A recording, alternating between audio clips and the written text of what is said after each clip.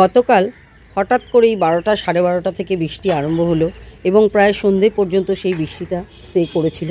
তো আমি এই বেশ কিছু গাছ যেগুলো শীতের গাছ সরানো সম্ভব হয়েছে সেগুলো একটু সরিয়ে রেখেছিলাম, সকালে আবার সেগুলোকে বার করে দিয়েছি। তো হঠাৎ করে বৃষ্টি আসার জন্য কোনো প্রি প্ল্যান করা ছিল না। তো সকালে উঠে আজকে দেখছি গাছগুলো কিন্তু বেশ ধুয়ে সুন্দর পরিষ্কার হয়ে গেছে, যেটা আমরা শাওয়ারিং করেও করতে পারি না, একটা বৃষ্টি কিন্তু সেটা করে দিয়েছে। লক্ষ্য করে দেখুন সমস্ত গাছের পাতা কিন্তু বেশ সুন্দর সবুজ হয়ে গেছে। এমনকি যেই গাছগুলোকে আমি কালকে রিপোর্টিং করেছিলাম, আমি তো ওপেন টেরেসেই রেখে দিয়েছিলাম, সেগুলোরও কোনো রকম কোনো ক্ষতি হয়নি। Hello friends, welcome to Madhu's dream garden. বন্ধুরা, আজ কিন্তু আরও একটা নতুন ফুল আপনাদের সঙ্গে শেয়ার করছি, সেটা হচ্ছে গ্লক্সিনিয়া। এটাও কিন্তু এই প্রথম ফুটলো আমার বাগানে, গত বছরও এনেছিলাম। তো এবছর এই প্রথম ফ্লাওয়ারিং করছে, বাকি গাছেও কিন্তু কুড়ি এসে গেছে, ফুল কিন্তু এই প্রথম একটাতে ফুটলো। আজকের এপিসোডে আমি শেয়ার করতে চলেছি এমন একটা কাজ যেটা বেশ কিছুদিন ধরেই অসমাপ্ত হয়ে রয়েছিল। আপনাদেরকে বলেও ছিলাম যে এই গাছটার আমি এখন রুট প্রুনিং করে রাখছি, এরপরে রিপোর্টিং করে আপনাদেরকে দেখাবো। তো আজকে সেই এপিসোডটাই হতে চলেছে। বন্ধুরা সঙ্গে থাকবেন আর দেখতে থাকুন। অ্যাডেনিয়ামের গাছগুলোকে আমি গত বৃহস্পতিবার, মানে আজ থেকে প্রায় 8 দিন আগে, এইভাবে সমস্ত রুট প্রুনিং করে রেখে দিয়েছিলাম। দেখুন অলরেডি কিন্তু শুকিয়ে গেছে। এতে আমি ফাঙ্গিসাইডও লাগিয়ে রেখেছিলাম। তো আজকে আমি এগুলোকে রিপোর্টিং করব। আপনাদেরকে বলেছিলাম আমি রিপোর্টিং আবার অন্য একদিন দেখাবো, তো আজকে আমি সেই রিপোর্টিংটা আপনাদের সঙ্গে শেয়ার করছি। অ্যাডেনিয়াম গাছগুলো আমি সিন্ডার মিডিয়াতে বসাবো, সেই জন্য আমি এখানে সিন্ডারের মিক্সিংটা তৈরি করে নিয়েছি। এখানে আছে 60% সিন্ডার, 20% বালি আর 20% ভার্মিকম্পোস্ট। আর এই যে দেখছেন সামান্য নিমখোল আমি এতে অ্যাড করেছি, যাতে কোনো পোকামাকড় এইসবের কাছ থেকে অ্যাটাক করে। প্লাস নিমখোল কিন্তু গাছকে বৃদ্ধিতেও অনেক সাহায্য করে। তো এই সামান্য নিমখোল এর মধ্যে আমি অ্যাড করেছি। এবারে দেখতে পাচ্ছেন আমি সেম পটগুলোই নিয়ে নিয়েছি, শুধু জাস্ট একটু ওয়াশ করে নিয়েছি। এবং সবসময় আমি এটাই করি, যখনই পুরনো পটে আমরা গাছ বসাবো, আগের পটটা ভালো করে পরিষ্কার করে নিয়ে আবার নতুনের মতন চকচকে করে নিলে এর ভেতরে যে ফাঙ্গাসের প্রবলেম বা পুরনো মাটিতে যে সমস্ত পোকামাকড় থাকে সেগুলো সব ডিস্ট্রয় হয়ে যায়। এবারে আমি সিন্ডারে করছি বলে যে সবাই সিন্ডারে করবে তা নয়। যারা সয়েল মিডিয়াতে অ্যাডেনিয়াম বসাবেন তারা কিন্তু 50% নেবেন স্যান্ড, মানে যে কনস্ট্রাকশনের মোটা বালি, সেগুলোকে চেলেও নেবেন না, ওর মধ্যে একটু গ্র্যাভেলসের পরিমাণ থাকলে থাকবে। আর নেবেন আপনারা 30% মাটি আর 20% ভার্মিকম্পোস্ট আর সামান্য নিমখোল আমি যেরকম নিয়েছি। তাহলে দুটো মিডিয়ার মাপই আমি বলে দিলাম যে কোনটা কি নেবেন, আপনাদের সুবিধে মতন আপনারা বসাবেন। তো প্রথমে সমস্ত ইনগ্রিডিয়েন্টসগুলো দিয়ে আমি সিন্ডারের মিডিয়াটা ভালো করে মিশিয়ে নিলাম। এবারে একে একে আমি গাছগুলোকে বসিয়ে দেবো। পটের নিচের ড্রেনেজ হোলটা একটা খোলামকুচি দিয়ে প্রথমে বন্ধ করে নিয়েছি। তারপরে আমি এখানে অল্প একটু সিন্ডার, মানে এমনি কোনো মিক্সিং না, এমনি সিন্ডার একটু দিয়ে নিয়েছি। এরপরে আমি দিয়ে নিলাম 1 স্পুন এখানে আমার যে মিক্সিং করা সিন্ডারটা সেটা। এখানে একটা জিনিস বলে রাখা দরকার, এই অ্যাডেনিয়ামগুলো সবসময় আপনারা এরকম ছড়ানো এইরকম চালি পটে বসাবেন, কারণ অ্যাডেনিয়ামের এই কর্ডেক্সকে তৈরি করাই হচ্ছে অ্যাডেনিয়ামের মূল সৌন্দর্য।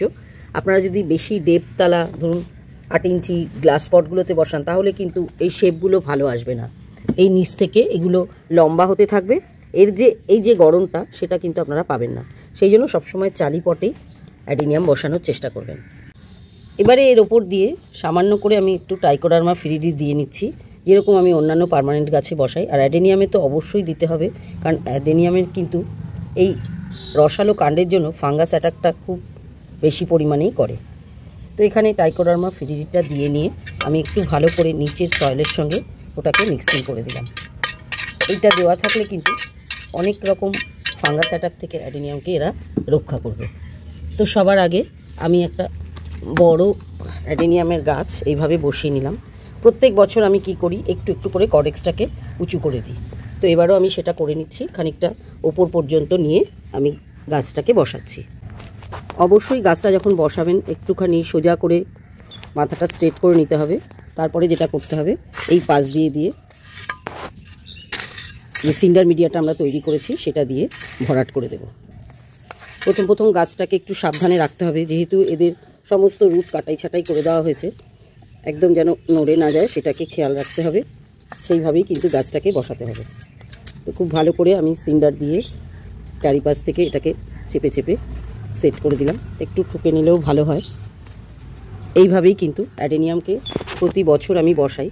যদিও আমি বেশি দিন অ্যাডেনিয়াম করছি না, এবছর নিয়ে আমার 3 বছর হলো এই গাছটা বয়স।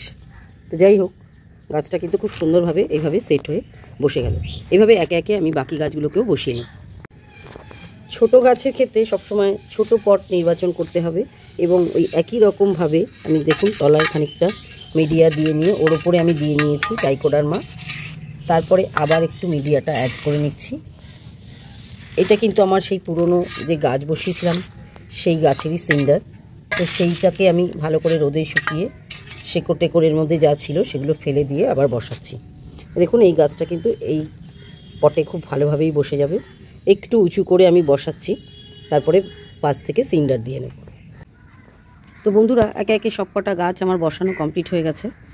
অ্যাডেনিয়াম গাছ কিন্তু সানলাইট খুবই পছন্দ করে। আমি কোনোভাবেই গাছগুলোকে শেডে রাখবো না। এখন যেটা আমি করে নেব, সুন্দর করে গাছগুলোকে ভালো করে জল দিয়ে দেবো। সব কটা গাছকে আমি এখন এই পাঁচিলের এইখান দিয়ে এনে রেখেছি এবং দেখুন একদম ডাইরেক্ট সানলাইটেই কিন্তু আছে। আস্তে আস্তে করে সব কটা গাছে খুব ভালো করে জল দিয়ে দিচ্ছি। যেহেতু আজকে প্রথম দিন গাছগুলোকে বসিয়েছি, তো আমি এখন পট ভর্তি করেই জল দিয়ে দেব। এরপরে আবার তখনই জল দেব যখন এদের ওপরের মিডিয়াটা ড্রাই হয়ে যাবে। যেহেতু প্রথম দিন খুব ভালো করেই আমি জলটা দিয়ে দিচ্ছি, একদম নিচ পর্যন্ত যাতে ড্রেন আউট হয়ে যায়, এইভাবেই কিন্তু জলটা দিচ্ছি। ব্যাস, অ্যাডেনিয়াম কিন্তু আমার রিপোর্টিং কমপ্লিট হয়ে গেছে। কোনো রকম ফার্টিলাইজার আমি এখন বেশ কিছুদিনের মধ্যে এগুলোতে দেবো না। যখন দেখবো আবার নতুন নতুন এই ডালের মাথা থেকে পাতা ছাড়ছে, এখন তো দেখতে পাচ্ছেন ডালে প্রায় কোনো গাছেই পাতা নেই। এখানে একটা গাছে একটু আছে, কিন্তু বাকি সমস্ত গাছ কিন্তু আমি একদম মুড়িয়ে কেটে দিয়েছিলাম পাতা সমেত, ডাল সমেত। তো যখন দেখবো এখানে পাতা নতুন নতুন ফর্মেশন হচ্ছে, তখনই কিন্তু এগুলোকে আবার ফার্টিলাইজার দেবো নিশ্চয়ই। তখন কখনো অন্য কোনো ভিডিওতে আমি শেয়ার করব যে আমি এই গাছগুলোতে কি ফার্টিলাইজার অ্যাড করছি। বন্ধুরা, এখন আপনারা অ্যাডেনিয়াম ফ্লাওয়ারের কালার দেখে কিনে আনতে পারেন। তবে নতুন গাছ কিনলে বা গাছ যদি ছোট হয়, কখনোই কিন্তু এরকমভাবে রুট প্রুনিং করবেন না। সেই গাছ আপনারা ডাইরেক্ট বাড়িতে এনে ওই বাগানের যে ওরা যে নার্সারিতে যে সয়েল দেয়, তো সেই সমস্ত ছাড়িয়ে নিয়ে আমি যেরকমভাবে বললাম সেই অনুযায়ী আপনারা সয়েল মিডিয়া তৈরি করে গাছগুলোকে বসিয়ে দিতে পারেন। এই গাছগুলো কিন্তু জলের পরিমাণ খুবই কম লাগে, দেখভাল অনেক কম করতে হয়, পোকামাকড়েরও উৎপাত এই গাছে খুব কমই আসে। একটাই মাত্র ঘটনা যেটা হয় সেটা হচ্ছে একটু ফাঙ্গাস অ্যাটাক করে। তো প্রত্যেক সপ্তাহে একবার করে একটু যদি ফাঙ্গিসাইড স্প্রে করে দেন, তো তাহলে আর কোনো অসুবিধা হবে না। তো এইভাবে অ্যাডেনিয়াম করুন, আপনাদের কিন্তু দেখবেন যখন ফুল হবে কত দিন গাছে ফুলগুলো স্টে করে এবং দেখতেও খুব সুন্দর লাগে। পরপর দুটো এপিসোড নিয়ে আমি অ্যাডেনিয়ামের যা করেছি সব কিছু আপনাদের সঙ্গে শেয়ার করলাম। আর কারা কারা এইভাবে অ্যাডেনিয়াম প্রতিস্থাপন করেন সেটাও একটু আমার সঙ্গে শেয়ার করবেন। আজকের এপিসোডটা তাহলে এখানেই শেষ করছি। দেখা হবে আবার পরবর্তী অন্য কোনো ভিডিওতে অন্য কোনো নতুন টপিক্সের সঙ্গে।